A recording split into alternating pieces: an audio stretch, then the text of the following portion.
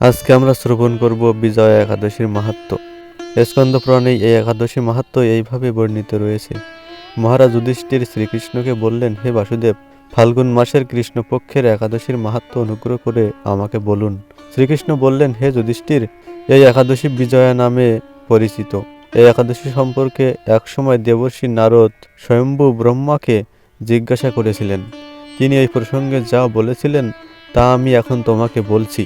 এই পবিত্র বিনাশকারী ব্রত মানুষকে জয় দান করে বলে বিজয়া নামে প্রসিদ্ধ।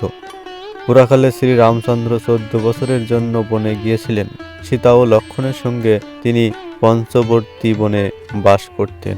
সেই সময় লক্ষাপতি রাবণ দেবী সীতাকে হরণ করে।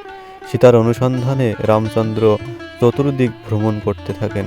তখন মৃতপ্রায় জটায়ুর সাথে তার সাক্ষাৎ হয়। জটায়ু রাবণের সীতাহরণের সমস্ত বৃত্তান্ত রামচন্দ্রকে জানিয়ে মৃত্যুবরণ করে।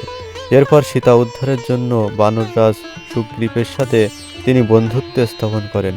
ভগবান রামচন্দ্রের কৃপায় হনুমান লঙ্কায় গমন করেন। সেখানে অশোক বনে সীতাদেবীকে দর্শন করে শ্রীরাম প্রদত্ত অঙ্গুরীয় আংটি তাকে অর্পণ করেন। ফিরে এসে শ্রী রামচন্দ্রের কাছে লঙ্কায় সমস্ত ঘটনার কথা ব্যক্ত করেন।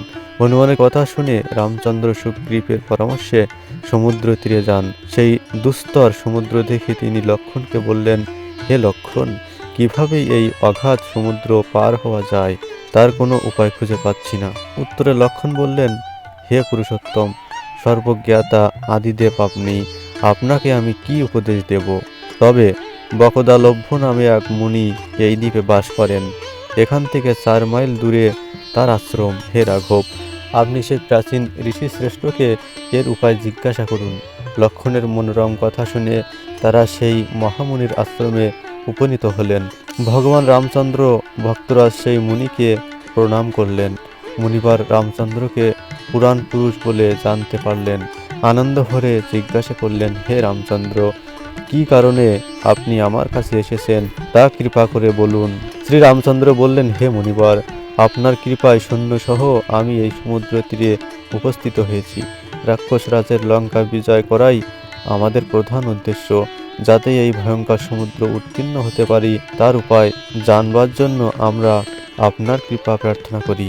মুনিবার প্রসন্ন চিত্তে পদ্মলোচন ভগবান শ্রী রামচন্দ্রকে বললেন, হে রাম, আপনার অভীষ্ট সিদ্ধির জন্য যে শ্রেষ্ঠ ব্রত করণীয় আমি তা বলছি। ফাল্গুন মাসের কৃষ্ণপক্ষের বিজয়া নামক একাদশী ব্রত পালনে আপনি নিশ্চয়ই সৈন্যসহ সমুদ্র পার হতে পারবেন।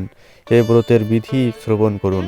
বিজয় লাভের জন্য দশমীর দিন সোনা, রূপা, তামা অথবা মাটির কলস সংগ্রহ করে তাতে জল ও আম পাতা দিয়ে সুগন্ধি চন্দনে সাজিয়ে তার উপর সোনার নারায়ণ মূর্তি স্থাপন করবেন। একাদশীর দিনই যথাবিধি প্রাতঃস্নান করে কলসের গলায় মালা চন্দন পরিয়ে উপযুক্ত স্থানে নারকেল ও সুবাগ দিয়ে পূজা করবেন। এরপর গন্ধ, পুষ্প, তুলসী, ধূপ, দীপ, নৈবেদ্য ইত্যাদি দিয়ে পরম ভক্তি সহকারে নারায়ণের পূজা করে হরিকথা কীর্তনে সমস্ত দিন যাপন করবেন। রাত্রি জাগরণ করে অখণ্ড ঘি প্রদীপ প্রজ্বলিত করবেন। দ্বাদশীর দিন সূর্যোদয়ের পর সেই কলস বিসর্জনের জন্য কোনো নদী, সরোবর বা জলাশয়ের কাছে গিয়ে বিধি অনুসারে পূজা নিবেদনের পরে তা বিসর্জন দেবেন। তারপর ওই মূর্তি দেবজ্ঞ ব্রাহ্মণকে দান করবেন। এই ব্রত প্রভাব নিশ্চয়ই আপনার বিজয় লাভ হবে। ব্রহ্মা বললেন, হে নারদ, ঋষির কথা মতো ব্রত অনুষ্ঠানের ফলে তিনি বিজয়ী হয়েছিলেন। সীতাপ্রাপ্তি, লঙ্কা জয়, রাবণ বধের মাধ্যমে শ্রীরামচন্দ্র অতুল কীর্তিলাভ করেছিলেন। তাই যথাবিধি যে মানুষ এই ব্রত পালন করবেন তাদের এ জগতে জয়লাভ এবং পরজগতে অক্ষয় সুখ সুনিশ্চিত জানবে। হে যুধিষ্ঠির, এই কারণে এই বিজয়া একাদশী ব্রত পালন অবশ্য কর্তব্য। এই ব্রত কথার শ্রবণ কীর্তন মাত্রেই বাজপেয় যজ্ঞের ফল লাভ হয়। হরে কৃষ্ণ।